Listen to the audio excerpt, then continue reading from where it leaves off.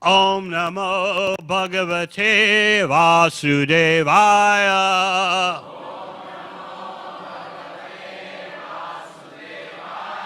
Om Namo Bhagavate Vasudevaya.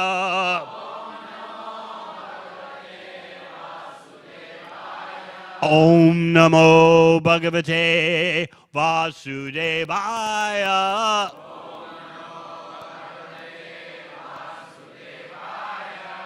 Srimad Bhagavatam, 8th Canto, Chapter 20, Text 34. Chapter Bali Maharaj surrenders the universe. Padang dvitiyam kramatas trivastapam navai jatiyaya tadiyam anvapi uru kramasyang grihir uparyato Maharjanabhyam tapasa param gata. Padang dvitiyam kramatas trivistapam navai tritiyaya tadiyam anvapi urukramasyang kriya uparyato Maharjanabhyam tapasa param gata. Padam dvitiyam kramatas trivistapam navai tritiyaya tadiyam anvapi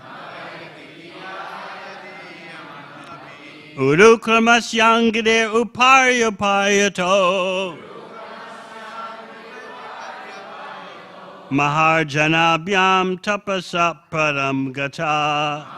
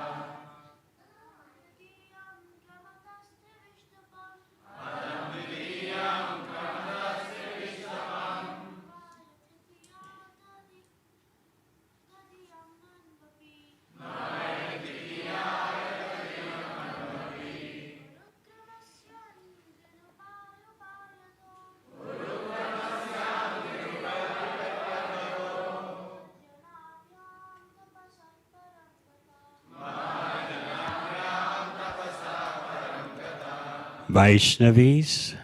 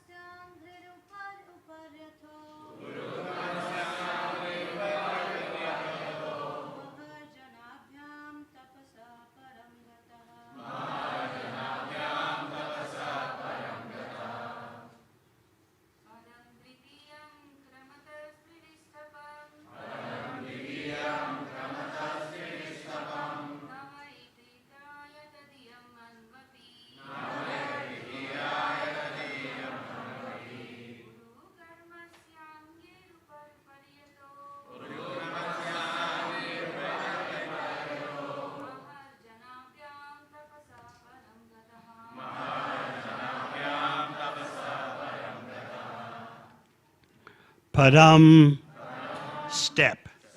Dvitiyam, second. Kramata, advancing. Trivishtapam, all of the heavenly planets. Na, not. Vai, indeed. Tritiyaya, for the third step. Tadiyam, of the Lord. Anu api, only a spot of land remain. Urukramasya, of the Supreme Personality of Godhead,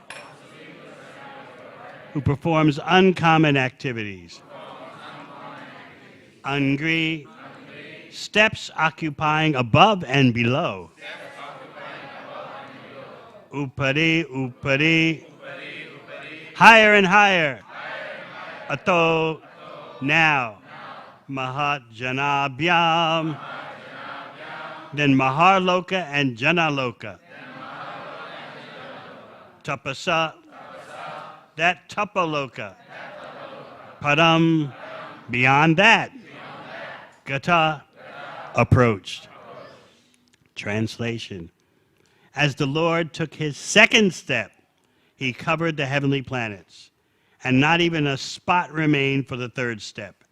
For the Lord's foot extended higher and higher, beyond Maharloka, Janaloka, Tapaloka, and even Satyaloka. When the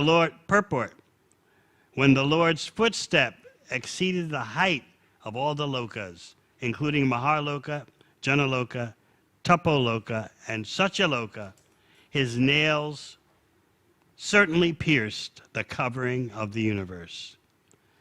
The universe is covered by the 5 material elements, Bhumir, Apo, Nalo, Vayu, Kang.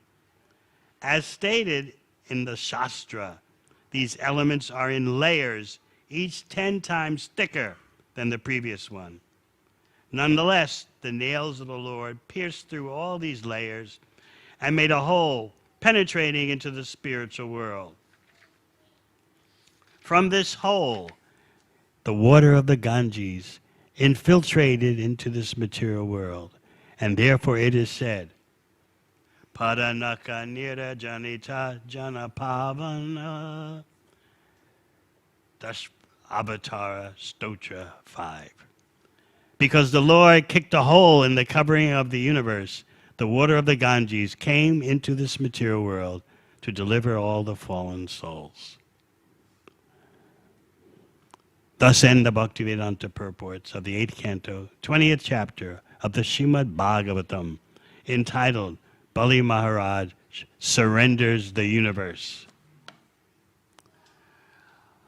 Om Agana Timirandasya Gyananjana Shalakaya Chakshun Militang Yena Tasmai Shri Gurave Namaha. Jai Shri Krishna Chaitanya Prabhu Nityananda Shri Advaita Gadadhara Sivasadi Gaur Bhakta Vrinda. Hare Krishna, Krishna Krishna, Hare Hare, Hare Rama, Rama Rama, Hare Hare. Urukrama. The Lord is known for his uncommon activities. But you could say, what's so uncommon about taking steps? But the steps of the Supreme Personality of Godhead are incomparable. The first thing we must understand in approaching the science of God, the science of the Supreme, is that everything Krishna does is inconceivable, yet there is such sweetness to his activities, especially as Swayam Bhagavan Krishna in Goloka Vrindavan. His partial expansion of Vamanadev is demonstrating allegiance to Indra and the Devatas. Bali Maharaj's forces had conquered the heavenly planets. And Bali Maharaj, his name is Bali Daityaraj. He's the king of the demons. What are the demons doing? Overrunning the heavenly planets. Not only did they overrun the heavenly planets, but Bali Maharaj put his demon mates in charge of the moon, the sun, and other planetary positions in the universe. So it was quite a scene. How were the devatas, who are always favored by the Supreme Personality of Godhead, even though the devatas are attached to material enjoyment, they are servants of the Supreme Personality of Godhead. Servants with a desire to enjoy and rule. Therefore, they're in the material world. In Brihad Bhagavatamrita, the first stop beyond earth that Narada Muni makes in his quest to find the greatest recipient of the Lord's mercy, the first stop is the heavenly planets. Indra. First, Narada Muni talked to a king in South India. Narada Muni had heard this king in South India is the greatest devotee. But when he talked to the king said, oh, nothing compares to Indra in the heavenly planets. So Narada Muni went to the heavenly planets to talk to Indra. And who was there with Indra? Upendra, Vamana Dev.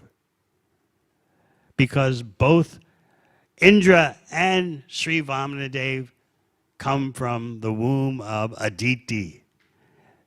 So they're brothers.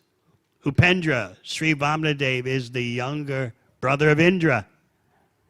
So Narada Muni told Indra, you are so glorious. Look who is your younger brother.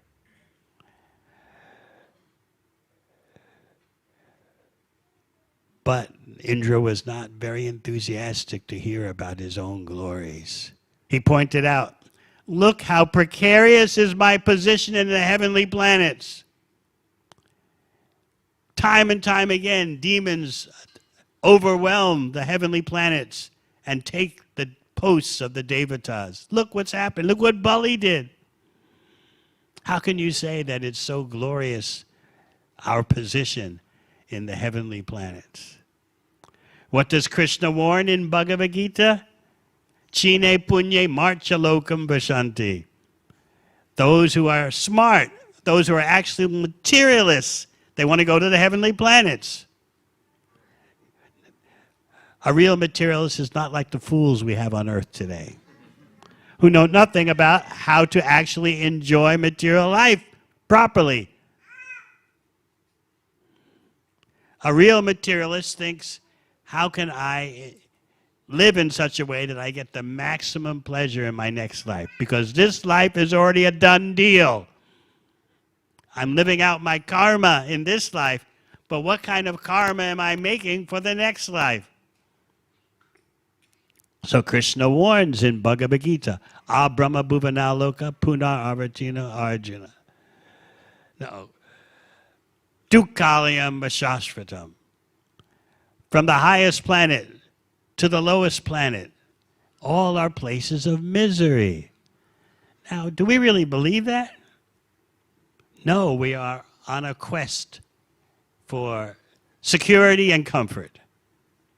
But such things cannot be had for more than a flickering moment in the material world. But we are so easily bribed by a few seconds of temporary happiness. And then we think our life is successful.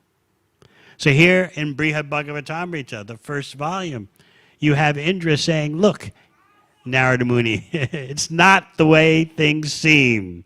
We have troubles in the heavenly planets. So you would say, well, we don't mind a little trouble here and there, as long as we get the opulences and enjoyment of the heavenly planets, and that time of our stay there will go on and on and on. Even though it will end, it's still going to be a long time. We're so easily bought off by a few trinkets.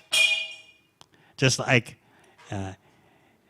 in the history of New York City, Manhattan, the island of Manhattan, one of the most expensive real estate areas in the world. It was purchased by the Dutch from the Native American Indians. Purchased by the Dutch for some bracelets, trinkets. Oh, we'll give you the trinkets, they told the Aboriginal Indians there. They call them Indians in no relation to Bart. We'll give you a few trinkets, some nice flashy tin jewelry, and you give us the island of Manhattan. So in the same way, material nature offers us a few trinkets, and we are so attached. So Indra is giving testimony. If you want material enjoyment, go to the heavenly planets. But it's not so secure even here.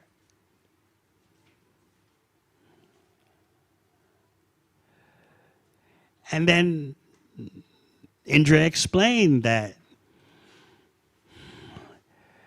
it seems that just for the sake of me, Vamanadev tricked Bali Maharaj. But look how he got the heavenly planets back from Bali. Look how he did it. He did it in such a duplicitous way. In other words, showing me that showing Indra, showing me as Indra, I'm no big deal. I'm not worth an honorable battle. Vamanadev did not fight an honorable battle. He tricked Bali Maharaj. That's because I, Indra, have no real value.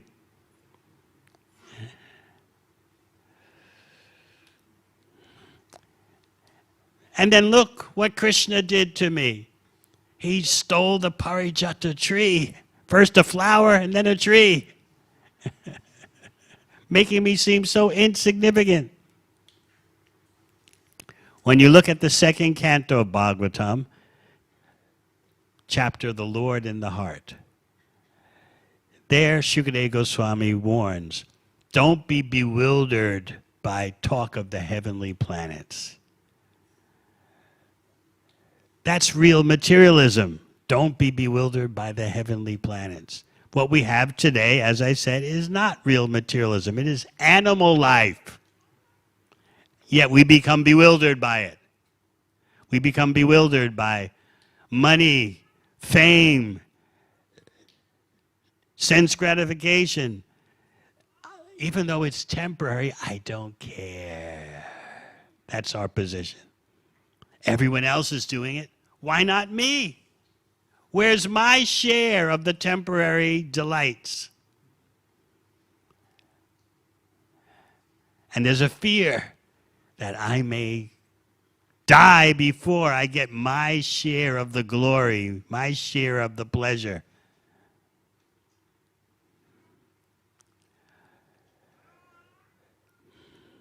There's this notion that if you sort of get some of what you want in this lifetime, you'll be able to die in peace. In New Zealand recently, one 67-year-old man was president of the local bikie club, motorcycle, and he's out riding on the road with his friends, his fellow bikers. And he met with a fatal accident. He collided with a car. And so what did the media say? He died doing what he loved. He was riding his motorcycle, his Harley. He's riding his motorcycle in the company of his mates. He died doing what he loved. Never mind that he died. Look at what he was doing. This is the ignorance that encases society today. So Bhagavatam is addressing all levels, especially aided by Srila Prabhupada's purports.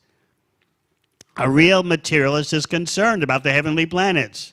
That's why Krishna in Bhagavad Gita tells Arjuna, happy are those Kshatriyas, those warriors, for whom such a battle opportunity comes. Because if you win the war, you enjoy the earth. If you lose the war, you go to the heavenly planets immediately. Happy are those warriors who have such an opportunity. Of course, Krishna is not advocating that you go to the heavenly planets. He's using various arguments on different levels to persuade Arjuna to participate in the battle of Kurukshetra. Arjuna's real reason for participating will be that Krishna wants him to do it. But Krishna is giving you an overview of what a real human civilization is about. A real human civilization involves duties, obligations, but not self-concocted duties and obligations. That's what Arjuna wanted to do. He wanted to concoct his own duty. I shall not fight. Better I walk away, because no good will come about either of my options. If I fight, I may kill all those who are against me, but we're related, they're relatives. If I lose the war, that's also bad. So either way, there's no point to it. Therefore, I'm opting out. I'm not going to do my duty. So Krishna has to lecture him on what is real duty. And this is an important point for us, because most of you are very duty obligated. Most of you are very responsible people, raising your children, trying to raise your children to be duty conscious and responsible. It's a very difficult task in this day and age. So have sympathy for your children. They're growing up in the darkness of ignorance. Their only light is their Vaishnava culture, their Vaishnava Sangha. So don't be too hard on them, because you probably don't know what it's like to grow up surrounded by such darkness. Yet the more light you arrange for the children, the more chances they have to make it out of the darkness, to not succumb to the darkness. So this notion that one life is all you get is destroying the world. Now there's a more mild version of this notion that one life is all you get. There's like a, how do you say, nonchalant attitude. That means a casual attitude toward the next life. Yeah, there could be a next life. There probably is a next life, but all you have to do now is be as good as you can according to your own standard of goodness, and then what happens in your next life will happen. This is almost as bad as thinking there is no next life. I'm living a good life as I see it. I'm living as my parents raised me and taught me. I'm paying my taxes, mostly. I'm being good as one can be in this day and age. Surely, if there is a next life, there'll be good things happening to me. This is almost as bad as being an atheist. This casual attitude, lackadaisical attitude, means very lazy attitude. Let whatever happens, happens as long as I'm doing my duty as I think my duty is. So Arjuna was about to be irresponsible. We explained yesterday, Arjuna is forgetting that his body and abilities belong to Krishna. He's thinking, these are my arms. This is my warrior ability. And with my arms, with my warrior ability, I'm going to serve according to my concoctions. So the whole purpose of Bhagavad Gita, as we explained yesterday, is to revive Arjuna's memory that his mind, body, and senses, his abilities all belong to Krishna. In the 13th chapter of Bhagavad Gita, Krishna explains that everywhere are his ears, eyes, etc., everywhere in the universe. You can understand that in two ways. The supersoul is present in every heart and every atom, but also the living entities are everywhere in the universe, and they are Krishna's parts. So they're supposed to act harmoniously. That's what Krishna means when he says, everywhere are my ears, eyes, etc. Everywhere means the living entities are everywhere, and their activities with their body and senses are meant to be aligned with Krishna's purposes. So it's a very important question that we ask ourselves. Where does our sense of duty come from? Who told us to be responsible in this way and that way, that we should do this, we should not do that? Once you understand what your prime duty is, then everything else in your life becomes clear. So we had the case of Bali Maharaj. We talked about the reasons Shukracharya gave him for not giving anything to Vamanadev, the dwarf Brahmana boy.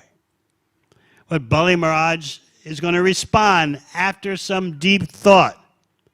So we discussed yesterday why Bali Maharaj hesitated. He took a time out, so to speak. Let me think about this. What's going on here? I have a guru who says don't serve Krishna. Very bizarre situation. Generally, if you disobey the guru, you get an adverse reaction. But this so-called guru is saying, don't serve Krishna. Don't give everything to Krishna. If I take that kind of advice, what kind of reaction will be in store for me? So I've got to think about this and take a decisive position. So he called time out. He was deliberating. And sometimes in life we have to do that. Rather than rush into everything, we have to think about, where am I going? What's my goal? What is my real duty? And in deliberating like that, it always helps to have wise associates, good counsel. So we were discussing yesterday how the wealth of the Vaishnava is guidance. The more we have a guidance culture, the more the wealth is circulating. Because in everyone's life, there'll come these moments of decision. Should I go left? Should I go right? Should I do this? Should I do that? The more guidance you have, the more wealthy you are. Bali Maharaj had the good fortune seeded into him by his grandfather, Prahlad Maharaj. Bali Maharaj is an example of Kripa Siddha, someone who became perfect by the mercy of a devotee. He's not sadhana siddha. He's like Shukadev Goswami. He's like the Yagnapatnis, the wives of the Brahmanas, the ritualistic Brahmanas in Braj, in the area of Braj. They became perfect by the mercy, special mercy. Somehow or other, the Yajnik Brahmanis, the wives of the Yajna Brahmanas, some or other they associated with people from Braj, and they became influenced in that way. And Shukadev Goswami, by the mercy of Vyasadeva, became perfect. So similarly, even though he didn't go through the regular sadhana practices, Bali Maharaj became perfect by the mercy of Prahlad Maharaj. The process goes like this. In the presence of his grandfather, Prahlad Maharaj, Bali received the seed of pure bhakti. And then when Bali Maharaj stood in front of Sri Vamanadev, that seed of pure bhakti sprouted into prema. So Bali Maharaj, as soon as he saw Sri Vamanadev, he's absorbed in pure love. He's absorbed in prema. But he's putting on a whole show for his demoniac mates. We talked about this yesterday. Because he didn't want them to think he was immediately betraying them by giving everything to Vishnu. So he had this dialogue with Shukracharya.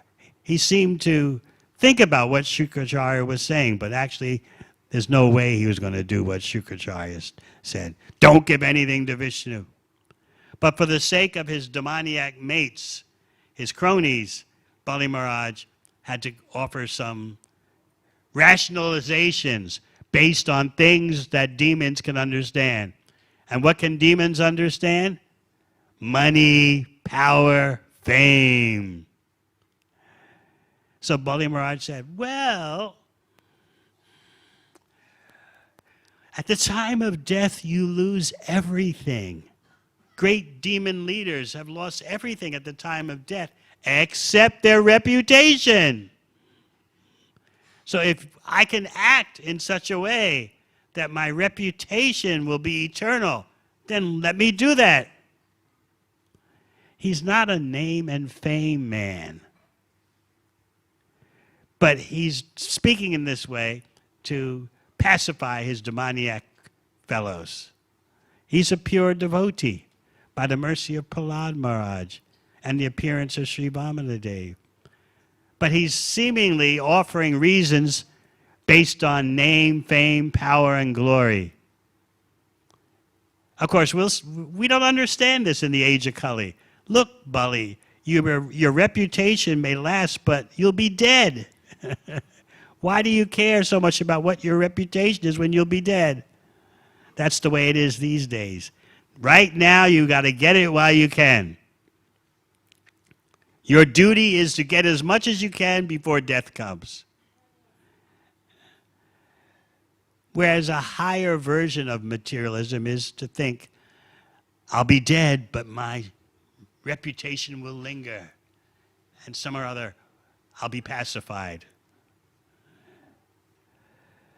One famous saying is, in this life, the only thing you'll leave behind is your story. That's all. And you're supposed to be satisfied with that. I often tell the story of when I was 14, my father sat me down to have a talk about what is the ultimate goal of life. And so he said, son, what do you think is the goal? I said, well, Dad, I'm just 14 and I haven't figured it all out yet. He said, I'll tell you what the goal of life is. He was an administrator of the New York City Police Department, so very authoritative. I'll tell you what the goal of life is. The goal of life is to leave some tracks in the sand when you're gone.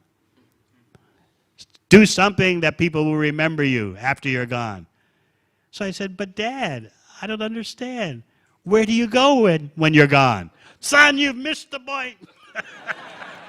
That is not the point. Just leave some tracks in the sand when you're gone. But where do you go when you're gone? Oh.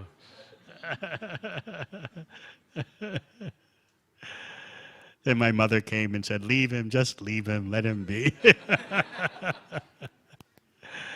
So yes, Bali Maharaj is presenting reasons that since I'll die, if I act in such a way that I have a good reputation, that'll be the best thing.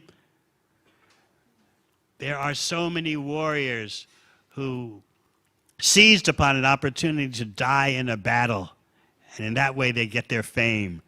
But rarer still is the opportunity to give charity in a way that your fame will be eternal.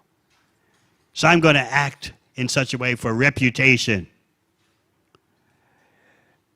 And then he made a logical point that, look, don't you know that all wealth, he's telling this to Shukracharya, don't you know all wealth is temporary? I'm going to lose it anyway. So if I can get some better situation of fame by giving this Brahmana boy what I'm going to lose anyway, why not do that? I'm going to lose all my power and money at the time of death. But if I can acquire fame and glory by doing it, by giving what I'm going to lose anyway, then I should do that. So this is not a pure devotional reason. This is calculation.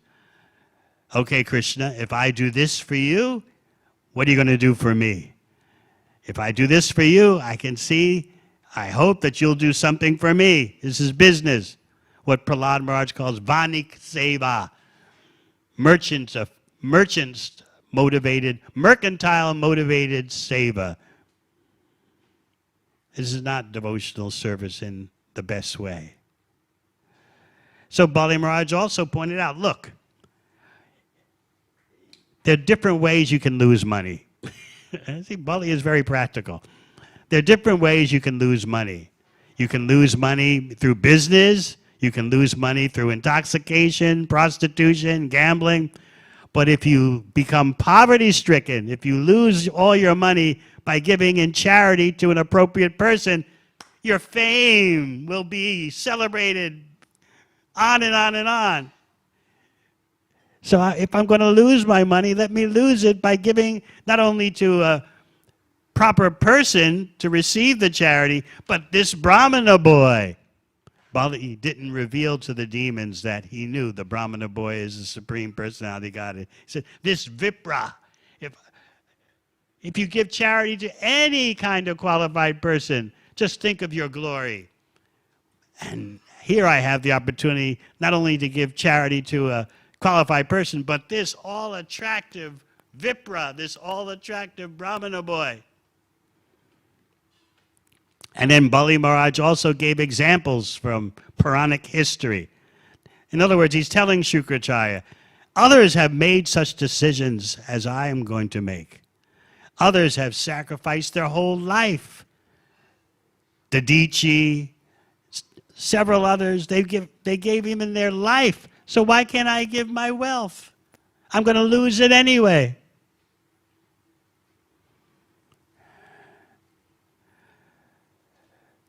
I'm going to keep my promise. So Bali Maharaj is highlighting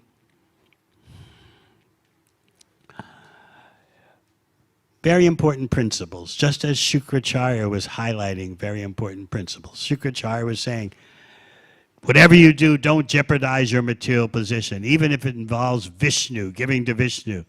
You've got to watch out for your material position as your number one obligation. That's the Shukracharya principle. We don't want that principle influencing our life. We recognize that everything belongs to Krishna. We take what we need to live a life centered on bhakti. We don't want to be the supreme proprietor, the supreme controller. We want to be servants of Krishna. So make sure that in your life, the Shukracharya principle has not invaded. First, look at the purse. First, consider the salary, and then somewhere down the line, think about bhakti and devotional service. That's the Shukracharya principle, which Bali Maharaj, as a Mahajan, one of the 12 great authorities in devotional service, Bali Maharaj rejected that principle. If it's true, in other words, his concluding argument to Shukracharya was, even if it's true that it's Vishnu, why shouldn't I attain eternal fame by giving him what he wants? Even if it's true. Of course, Bali Maharaj knows it's true. So the Bali Maharaj principle is different than the Shukracharya principle. The Bali Maharaj principle is everything belongs to Vishnu. He knows this is the Supreme Personality of Godhead. But it's the Lord having a little fun with me. Rather than just my giving him everything outright, the Lord goes through this whole drama of a Brahmana boy begging. So I'm going to participate in this loving exchange. So remember, Bali Maharaj's response is one based on Krishna prema. He's not being a pragmatic person, but he gives pragmatic reasons. But what's really going on underneath is he knows this Vipra, this Brahmana boy, is the Supreme Personality of Godhead. Yes, let me give him everything. So now we have the steps. And as Shukracharya predicted, there would be no scope, no room for the Brahmana boy's third step. This is exactly what Shukracharya warned. So Shukracharya was afraid of this happening. But Bali Maharaj is welcoming it. So that's the difference between a devotee and a materialist. Bali Maharaj took everything as Krishna's mercy. It all belongs to him. If the Lord wants to have some fun taking everything away from me, let him do that. Just like Srila Prabhupada described in his own words that Krishna and he had an argument. He explained once in a talk in Delhi and another place also that ordinarily astrologers had told him he was meant to be one of the richest persons ever in India. His plan was always to carry out the order of Srila Bhaktisiddhanta Saraswati Thakur. But he thought, let me become rich, because who listens to a poor Indian? If I'm going to spread Krishna consciousness all over the world, who's going to listen to a poor Indian? Of course, these days, the billionaires from India have great global influence. But back then, everyone thought, oh, the starving people in India. I remember my mother, when we were eating dinner and not finishing all our food, mother would say, remember the starving people in India. So as I often point out, her tune has changed. Now she says, oh, you're in Melbourne talking to those Indian people. They're very smart. They take all the good jobs.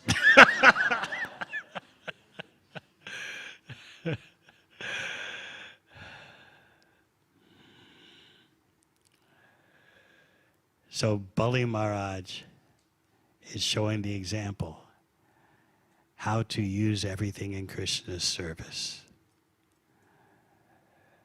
Happily, he's giving everything. He's not concerned about what he's going to get in return. He's a pure devotee.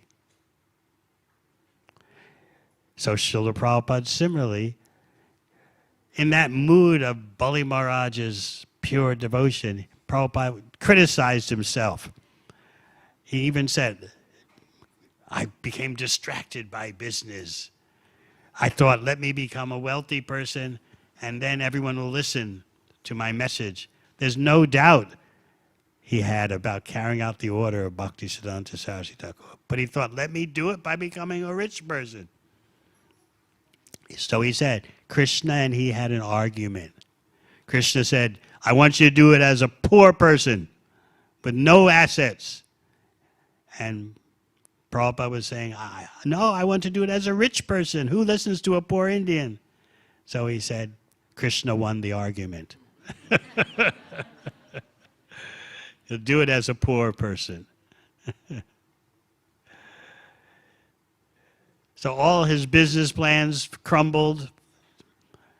His attempts even to preach in India, they met with such resistance.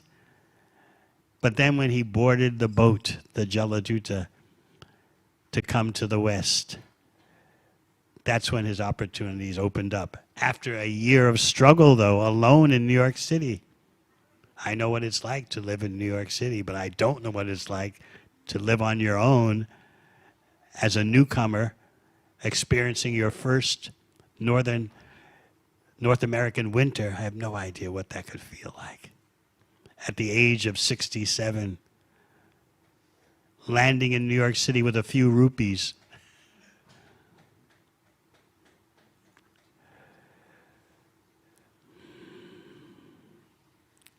So we are recipients of the extraordinary fortune of Krishna's devotees, especially Srila Prabhupada,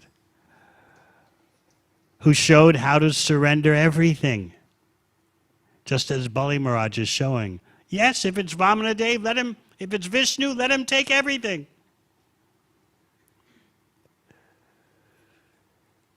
So we need to look in our life to see how much there is that Bali Maharaj principle. He's showing the way. Happily give everything for Krishna's service. He showed that way so dramatically that, although he never asked for it, Vishnu became his doorman on the planet Sutala, guarding Bali Maharaj's household. In that way, Bali Maharaj was always with the Supreme Personality of Godhead. And Srila Prabhupada is giving us a system of bhakti that we can always be with Krishna, especially by the mercy of Sri Chaitanya Mahaprabhu, Sri Nityananda Prabhu. Hare Krishna. Any questions?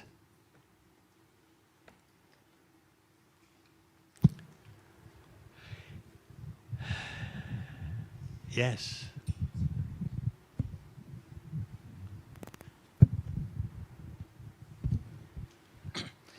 Hare Krishna. Maharaj, you mentioned about the Shukracharya principle of that we have to be always number one, and that's very deeply ingrained in consciousness for many of us. So, how do we deal with this attitude, or how do we deal with our consciousness when we see others doing better than us, and we feel this sense of insecurity or envy? In devotional service? Could be even in devotional service, yeah. Well, it's a big difference whether you're appreciating another devotee's service or you're appreciating a materialist and their temporary material happiness. Which do you mean? Like devotees doing service better than us, and we feel That'll that... always be the case. Get used to it.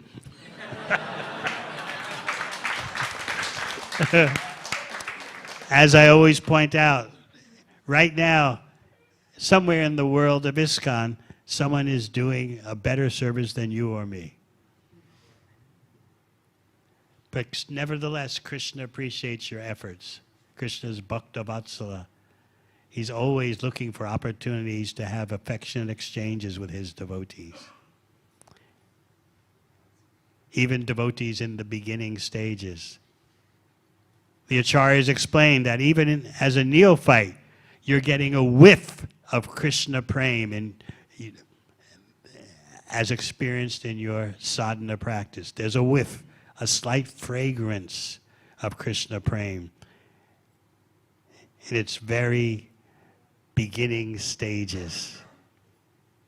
There's something there even for the beginning devotee. And what to speak of for someone who has dedicated their life decade after decade to Krishna's service. They get more than a whiff. But remember Lord Chaitanya, who said, I have no love for Krishna. If you see me crying while chanting Hare Krishna, you should know it's just a show, a drama, a false drama. Because if I actually loved Krishna, I would have died long ago from separation.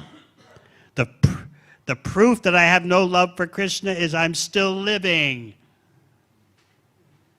That shows you I'm faking it when I'm crying. So even Mahaprabhu, the greatest bhakta, thinks and presents himself as having no love for Krishna. Others are so much more qualified. In Brihad Bhagavatamrita, when Narada Muni is approaching Uddhava, because Narada Muni has heard from Ugrasena and the Yadus that Uddhava is the greatest devotee. See, Narada Muni is starting at the earth planet and then going through the heavenly planets and then going to Dwarkadam, looking for who is the greatest devotee. Eventually he'll wind up in Braj. So he's heard from Ugrasena that because each devotee that Narada approaches deflects the praise. No, I'm not the greatest devotee. How can anyone say that? Consider this, consider that. You can see, anyone can see, I'm not the best devotee. So Ugrasena sent Narada Muni to Uddhava. And Narada Muni presented himself as usual to the next person. Uddhava, I've heard that you are the greatest devotee. And Uddhava started crying. Why was he crying? He was thinking of all the devotees that are better than him. So he was crying. He's showing the real symptoms of a devotee, the symptoms of a real devotee. He's thinking of all the devotees who are so dear to Krishna and how their service is so much better. So in the face of the praise from Narada Muni, Uddhava's crying. But then his transcendental emotions change and he becomes transcendentally jealous. Krishna is mine. My service to Krishna is special. It's hard to understand this, how it's spiritual, because it sounds like envy and jealousy. Who are these other servitors? I'm Uddhava. I'm dear to Krishna. But this is a transcendental emotion that has not the slightest tinge of materialism to it, not the slightest tinge of material envy. In fact, that emotion brings the devotee closer to Krishna. But with our impersonalistic tendencies and consciousness, it's hard to understand this. Isn't Uddhava being just plain old envious and jealous? Oh, I am Krishna's servant. My service is so valuable. This is an expression of love, pure love. So first, Uddhava is crying. Oh, so many devotees are better than me. I'm thinking of their service. While Narada is glorifying me, I'm thinking of the service of all these other devotees. And then the transcendental emotions take a different turn. And my service is very important. I'm very dear to Krishna. How can he say that without any tinge of false pride, false ego, envy, and jealousy? But these are the emotions of the spiritual world, meant to give Krishna pleasure. Krishna, you're mine. Mamata. The feeling that the Lord is yours, and no matter what rasa you're in, beyond neutrality, you have this notion of mamata. He's my master. Or he's my friend. He's my son. He's my lover.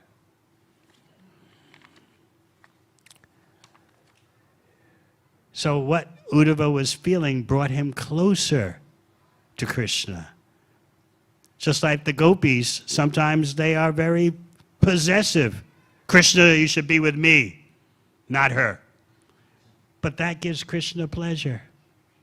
It's not jealousy on the material platform. Krishna, why are you with that one? You should be with me. This creates more Krishna bhakti. So these examples show you the personal variegatedness of the spiritual world, especially in Braj Leela. What you would ordinarily consider a negative simply brings about closer connection to Krishna. Anything else? Yes?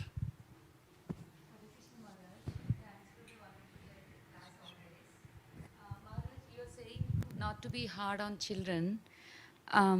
Be sympathetic to the atmosphere of today.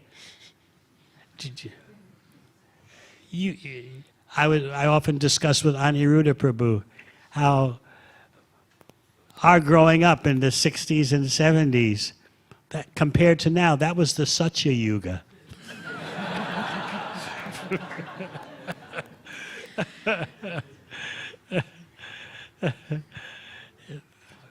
I was just looking at the statistics for the USA. One study has been done that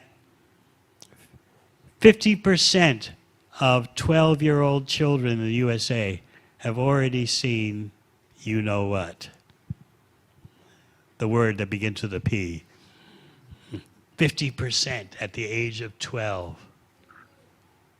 How do you expect a human society to emerge from such degradation? 50% at the age of 12 have already online seen what they shouldn't have been seeing. And then you go up to the age of 17, It's 73%.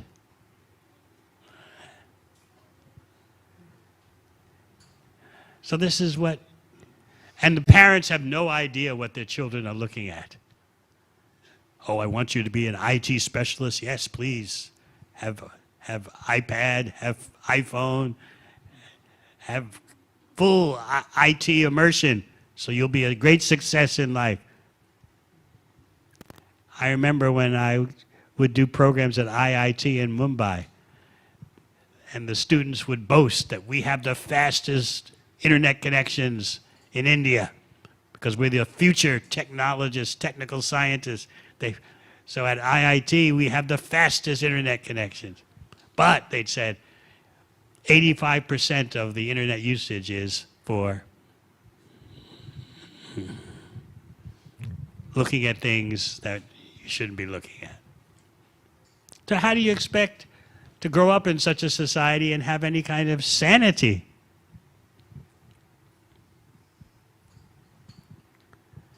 So this is what the children are growing up in. The parents have no idea.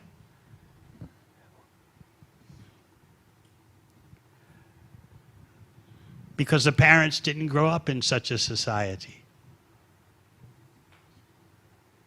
So therefore, when I say don't be so hard on your children, I mean appreciate what they are going through, what they're going to have to go through in order to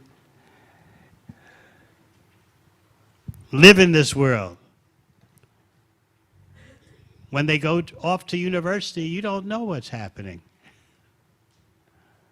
My mother didn't know what I was doing when I was at university.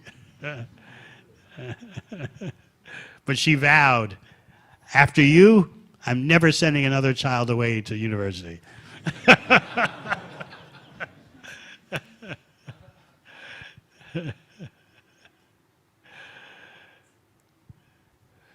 So have some sympathy and don't be naive what the children growing up today have to cope with.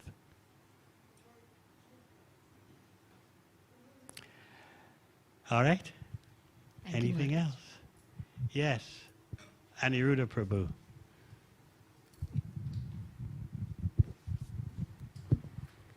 Need one more microphone for these. One for the ladies, one for the men. How do we move from swan eat, swan world to the ego, or the ego less, or the servant, the mood of a servant, like we see in Uddhava and the other devotees? How do we move from that competitive, materialistic competitive mood to the devotional competitive mood? Just like especially as young devotees, it's how do we make progress in that? Well, Prabhupada would encourage the competitive sacrifice of devotees for a proper cause. He would land in New York and say, I'm coming from London, I'm coming from Paris, now I see your temple is the best. Everyone would, Jai Prabhupada. Then he would go from New York to Chicago. I've come from Paris, London, New York. Now I'm in Chicago. Your temple is the best. Jai Prabhupada.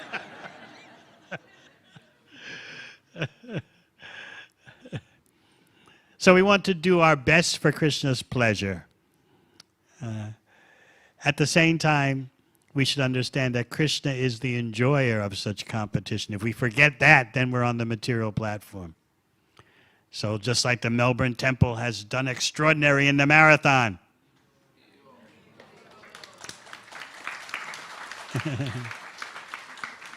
So you can feel transcendently proud. It's the best. But what about next year?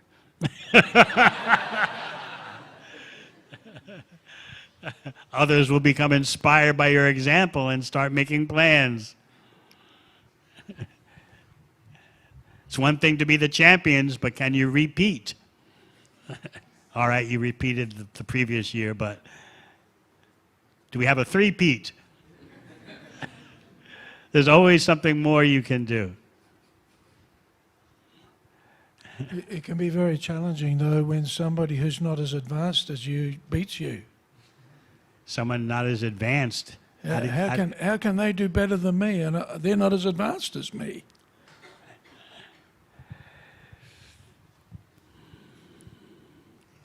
I remember during my book distribution days, I tried so hard, but practically nothing came of my efforts.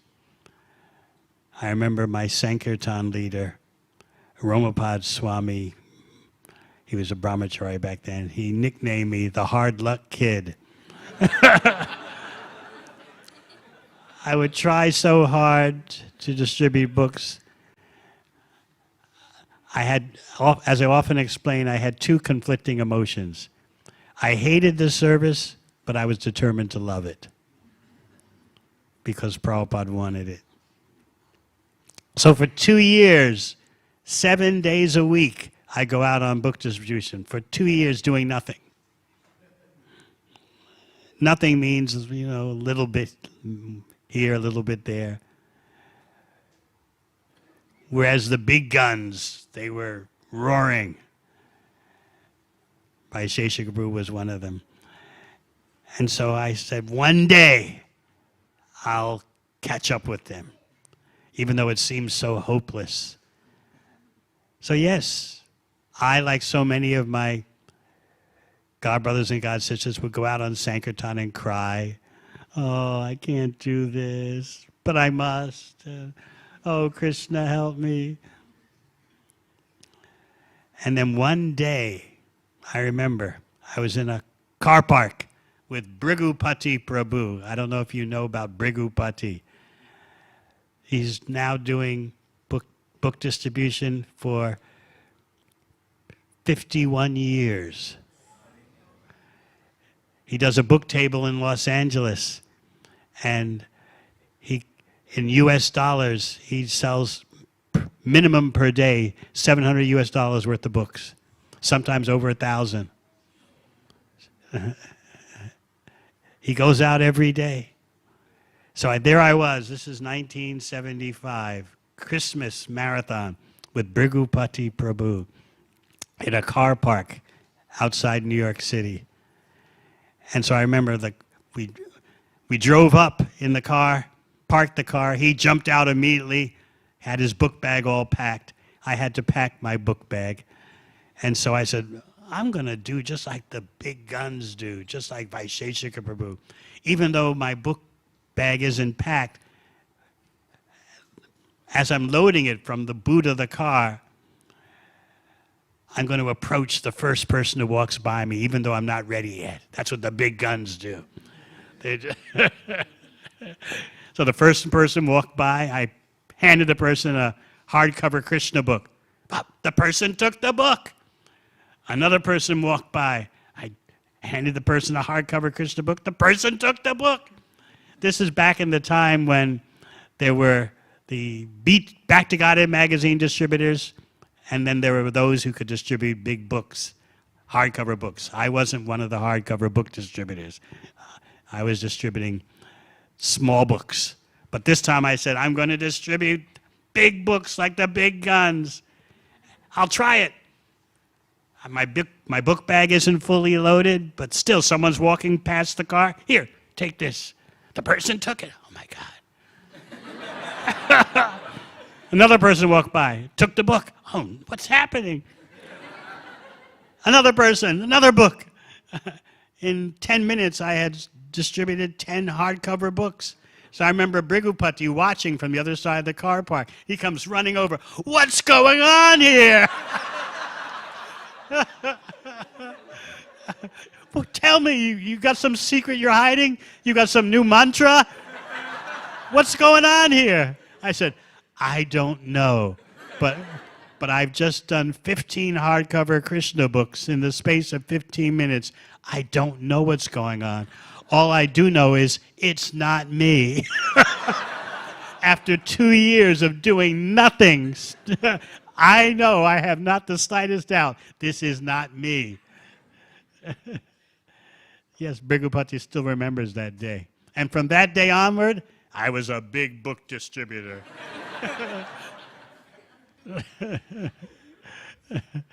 From one moment to the next, after 2 years of struggle doing nothing.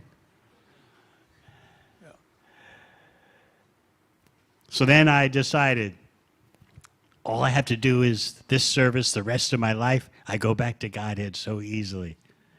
So I was floating out the door on Sankirtan every day for the next 3 months.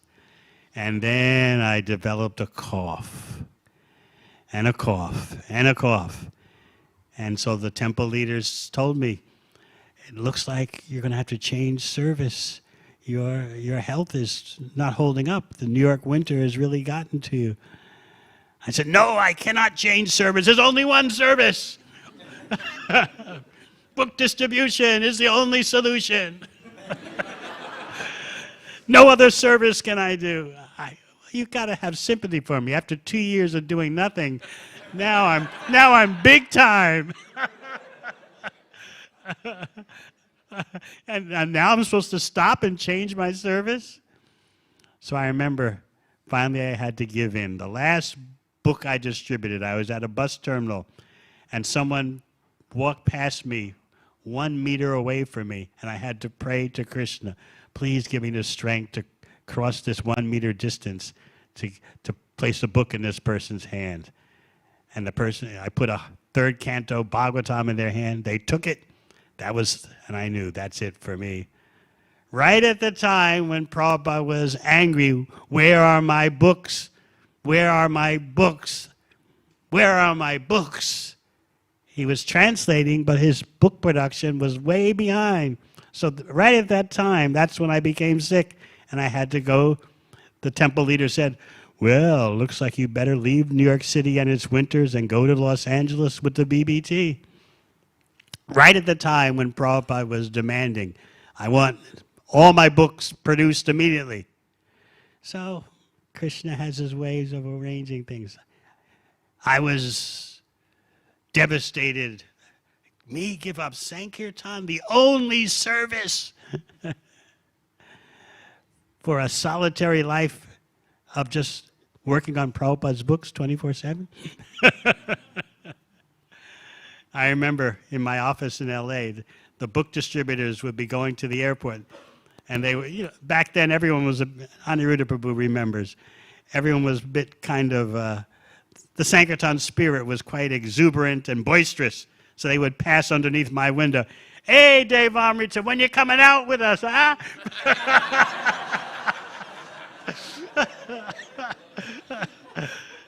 What are you doing up there? They had no idea that I'm working on the very books that they're going to distribute.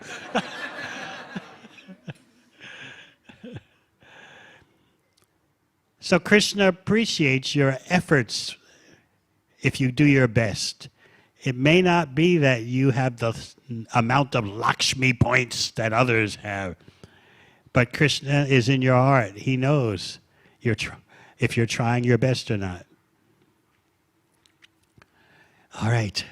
Thank you very much. Hare Krishna.